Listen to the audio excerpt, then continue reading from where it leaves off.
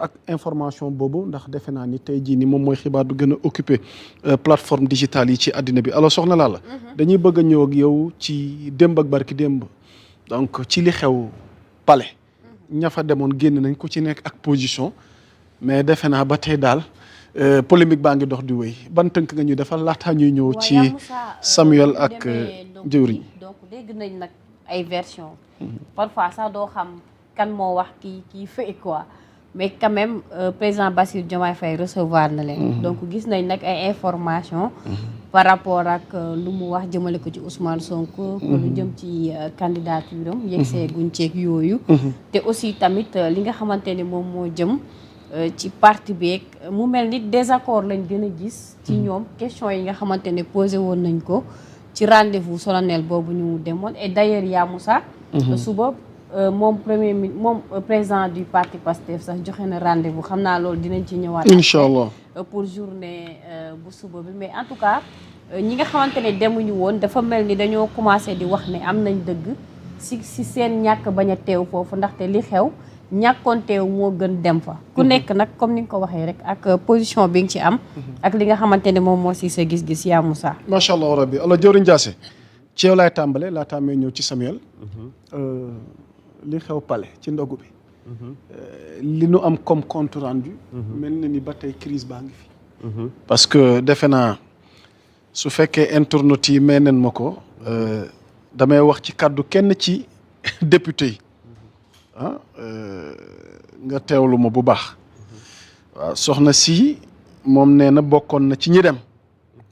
yàlla dogal na nag moom version daal nee na mi ngi dellu sant buur bi yàlla di baal ñëpp ak ci critiques yi ak saaga yi ndax it ñu bëri rafetlu wuñu woon xëy na ñoom dem gi nu dem ndax ñu bëri ngi leen doon wax ni waru leen dem waaye nee na moom dana jël maanaam moom waaw courage am wax daal li mu fa gis ak la mu fa xam je m'en vais vous faire un compte rendu textuel de ma prise de parole à la présidence nee na bu ca noppee mu amal lecture situation ndax nee na d'abord je suis tout d'abord très fier de mon courage d'aller à cette rencontre et si c'était à refaire j'agirais de la même manière en effet c'était une occasion unique de dire mes vérités face au candidat devenu président pour qui j'ai battu campagne dissous mon mouvement dépensé de l'argent de l'énergie et sacrifié des choses incalculables ça m'a permis d'écouter parler de comprendre au-delà des mots et de lire énormément sur le body language et les états d'âme de tous les orateurs surtout le frère Diomaye nee na en plus des maires 105 des 130 députés du groupe parlementaire dont le président El Malick le président Ayib Daffé et 3 vice-présidents 2 secrétaires élus étaient là ñii ñi ngoon ci jotaay ba et nee na aucun n'a porté de gants pour exprimer ses idées dans le respect je me limite tout de même à ce que j'ai dit donc moom mu delluwaat ci li mu wax nee na après salutation et remerciement de la courtoisie et l'invitation du président de la République ci wolof nee na ko président bokk naa ci ñi la fal de ca la illustré photom ca quartier général ba nee na ginnaaw bu président Ousmane Sonko yabalee Abbas Fall mu jël si ma nee na fekkoon na luy teraanga ak mbooloo yàlla baaxee ñu ko waaye ba nga wóoloo gi maanaam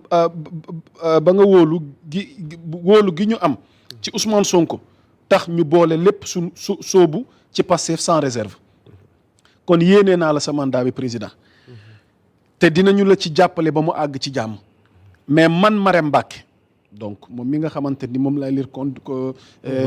kii bi nii compte rendu bi nii soxna Lalla nee na man Marème Mbacké candidature Ousmane Sonko lay soutenir 2029 incha allah sachez Monsieur le Président, que votre malentendu avec le président Ousmane Sonko nous a valu beaucoup d'insultes et des critiques acerbes. Après avoir causé des suspicions et de la méfiance entre patriotes. Donc, de grâce, restez ensemble pour le bien du Sénégal. Le président était calme et courtois, écoutant tout le monde, respectueusement en taquinant même les Ndioufène et les 32 honorables orateurs qui allaient à coup sûr l'appeler Monsieur le ministre, entre guillemets. Et c'est arrivé plusieurs fois ñu war a wax président ñu ne monsieur le ministre ca palais ba xaw ma nag nu jom ay réagir lan la yeneen ree ngi ñëw teel et c'est arrivé plusieurs fois waaw jàkkaarloog Diomaye war ko wax président ñu ne monsieur le ministre mais on met entre guillemets soxna Marème Mbacké wax nag Mbacké Ball say waxu soxna Marème Mbacké waaw soxna Marème Mbacké nee na waaw li mu bëgg mu leer te bu teewul woon xëy na xolam du fiix te il fallait que mu jàkkaarloog Diomaye laaj ko ndax fii la waxtaan wi neexee soxna laal mu ne ko êtes-vous candidat en 2029 ak looy wax ci dissolution des coalitions et ouverture de fusion mu ne quel est le but du siège loué et la double coalition yooyu question mooy yaa Moussa kooku posé na question sénégalais yëpp pare gu ma de laal la ñëwal kon mu ne ko avez-vous la même vision que Sonko sur la FMI ak dette bi wàllu dette bi mu ne ko la justice des martyrs ba kañ